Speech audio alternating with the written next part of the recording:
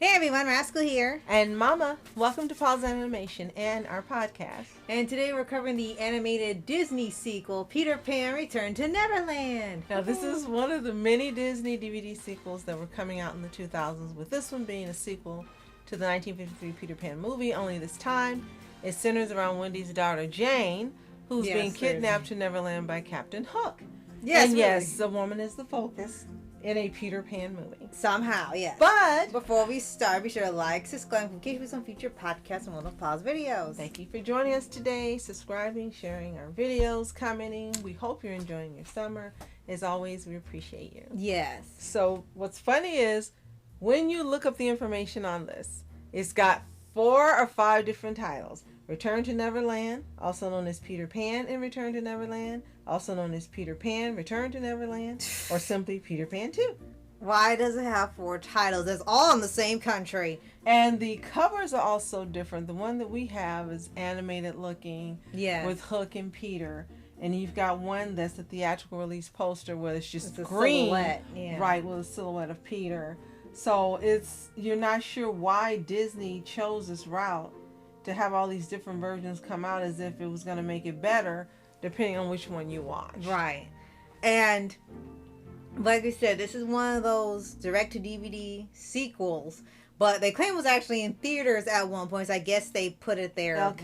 Capitan Theater. Yeah. February 10th of 2002, and then on the 15th it was released all around the U.S. Right, so I guess they did it in reverse. Mm-hmm. And this was around the time when Disney was trying to recuperate some money, because apparently there was a huge loss financially for the company, so they hurried and scrambled to make lots of sequels to either classic movies or make 2 original movies, and both the original films flopped because it was critically panned, but they're beloved now. And this ended up being one of the movies for the sequels. Majority of these sequels were considered not that great, or just like, why did you make a sequel to something that already had an ending? Mm-hmm. But however, Peter Pan Return to Neverland seemed to be one of the few that people actually did enjoy. Now it says, when I looked it up, that initially DVD sales were planned, but they released it a movie instead, which looked like it was a good move for them. Mm-hmm. 72 minutes, so barely over an hour. Mm-hmm. Budget of $20 million. And it grossed over $115 million at the box office. So it was a smart move for them. Right. And it looks like they went back to the format of the movie not being that long like the original. True. So for those of you who are not familiar with this sequel, it was released, as we mentioned, in 2002, produced by Disney Movie Tunes, Walt Disney, and Walt Disney TV Animation. So all Disney. Yeah. And it's a sequel to the 1953 film. That's one heck of a long time away for a sequel. Right. And it's based on a 1908 play called When Wendy Grew Up by J.M. Barrie.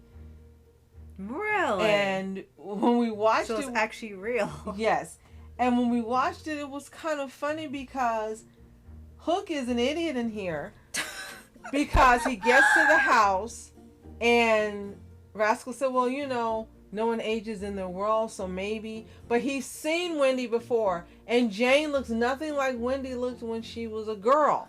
Yeah, not even the same clothes. Her hair is cut short. Right. She doesn't even look like her. She doesn't look anything like her. Really? No. And he mistakes her for Wendy and kidnaps her. Yeah, it's like you wanted revenge pretty quickly, but it is that you waited 50-some years to enact your revenge. I guess he's like, maybe I should have gone back. I'm like, Hook, are you that stupid that you can't tell the difference? And what's funny is that they took out a scene we saw, a deleted scene, where he actually finds out it's not Wendy.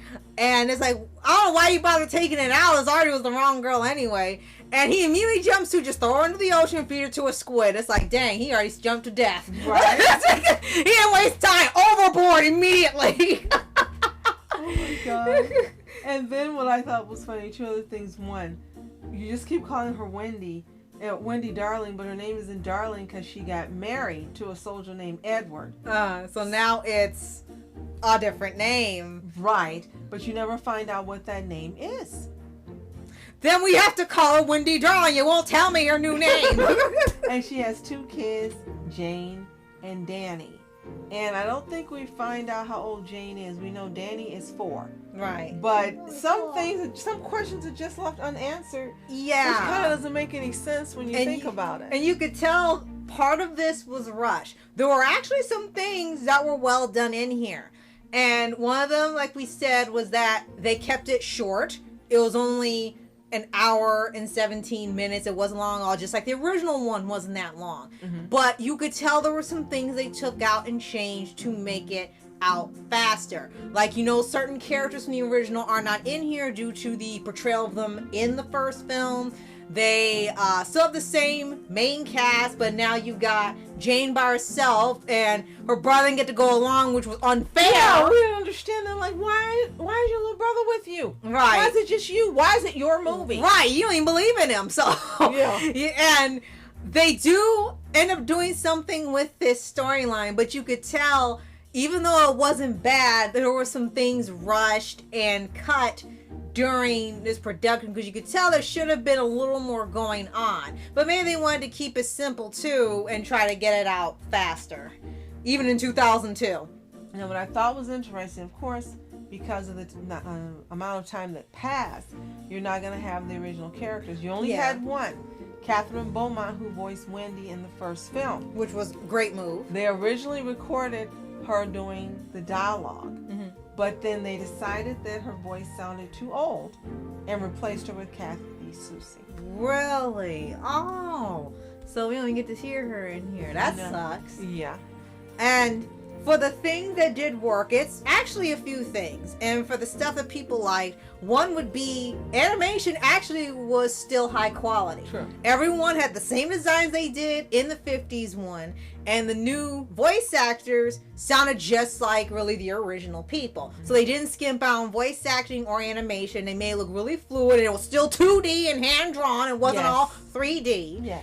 And while they did cut out characters from the first movie, and heck, they even cut out the mermaids too. They said, no, we're not dealing with that anymore. They're not trying to kill another girl. A lot of people have stated that you could actually see character growth in Peter in this sequel. Like the first one, he kind of just wanted to keep the kids there forever, didn't want them to leave, and was more arrogant about it, which is something we got to get to later. But in here, when she says she's got to go, he actually lets her go or tries to help her. He don't want her to go, but he's not like ignoring her or anything, trying to just keep her there the whole time. Mm-hmm. So that was actually a change you didn't expect, like some type of maturity you didn't expect from him. Right. And at the end, I was like, okay, well, she's not going to see Peter. And it's no spoiler, it's so old. It's 2002! And we were surprised they actually allowed her to see Peter. Yes. Because, in anime and all these other movies, they always just miss each other. Right. But no, they actually allowed them to see each other. And it was so funny because Tinkerbell wasn't trying to kill her. And I guess because she was older and she knew Peter didn't want her. And she sprinkled some dust for her to fly. And I said, I guess you get too heavy to pick up when you're older. I guess because so. She sprinkled dust and she couldn't make her fly. Yeah, and she still believed. So that kind of was in direct conflict with how they said you have to believe. Older. Like, she still believed in Peter, but you could tell. I guess she was too heavy. Yeah, I guess so. Or the subtlety was, she still believed, but you could tell being an adult changed her, which was actually something you hadn't seen in any other depiction. Like, you can fly, but not much. You kind of lifted up a little bit, and then that was it. So, at least that was something different. True. Now, this was not received very well by critics. Mm-hmm. They said the songs were forgettable. They only had like 3. The story was lackluster. And they said that the only thing they really praised were the vocal performances. Really? Which were excellent, as we said. Yeah. And we also found out that the voice actors didn't sing the songs. Yeah, and it was different surprised cast. at that as well.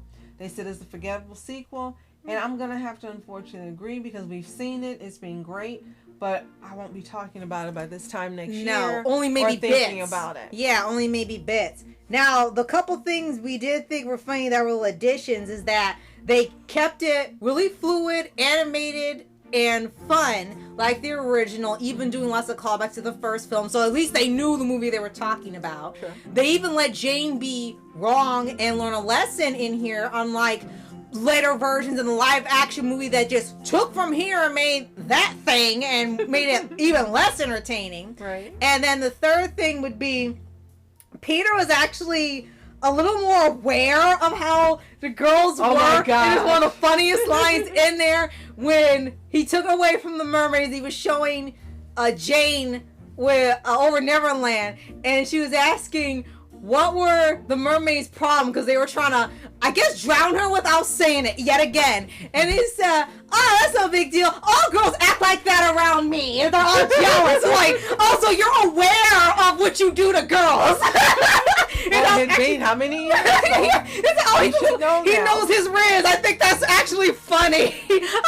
So even though he didn't grow up, he grew up. He knew, yeah, which is something you think they would use again in a new telling or interpretation, but yet this sequel that's almost lost to time actually had a new idea that no one else has even touched on, that really they should. You could use that. It's funny. So let's quickly go over the cast. Mm-hmm. Harriet Owen is Jane, Wendy and Edward's daughter. Mm-hmm. Blaine Weaver is Peter Pan. Yes. Corey Burton is Captain Hook. Jeff Bennett as Mr. Shmee, which you were very surprised at. Yeah, actually. And as we mentioned, Kathy Susie as Wendy Darling. Andrew McDonough as Daniel. Mm-hmm. Roger Rees as Edward and Wendy's husband. The Lost Boys were voiced by Spencer Breslin as Cubby, Bradley Pierce as Nibs, Quinn Bessick as Slightly, Aaron Spann as both the twins, and Toodles, a mute lost boy, so there's no credit. No, well. Frank Welker as the octopus. Oh my gosh. And Clive Never plays the crocodile, that's right. And Clive Reville as the film's narrator. Okay. So for sequels, as far as sequels go, this wasn't bad. Right. It wasn't spectacular, but it was not bad. It seemed like the strongest points of the movie were voice acting, animation, and Peter's growth in there that no one really expected to have. So it had its charms to it. So we definitely recommend, if you haven't seen it and you can get it at your local library, check it out. Mm-hmm. But if you've already seen whichever version, Neverland, there. Return to Neverland, let us know in the comments. Did you love it? Did you hate it? Did you think it was meh? Could you have done without it? Do you think they should let the Peter Pan franchise go and move on? Trying to reboot it or horrorize it and all that. Tell us what you think. And if you haven't already, subscribe for updates, weekly videos for your anime series, anime shows, and all things animation. Absolutely. Thank you so much for joining us today. Hope, again, you're having an awesome summer. Thank you for subscribing to all of our channels. As always, you are special. Thank you so much for watching Rascal Entertainment. And I'm Mom Entertainment. Have a toontastic day. Peace.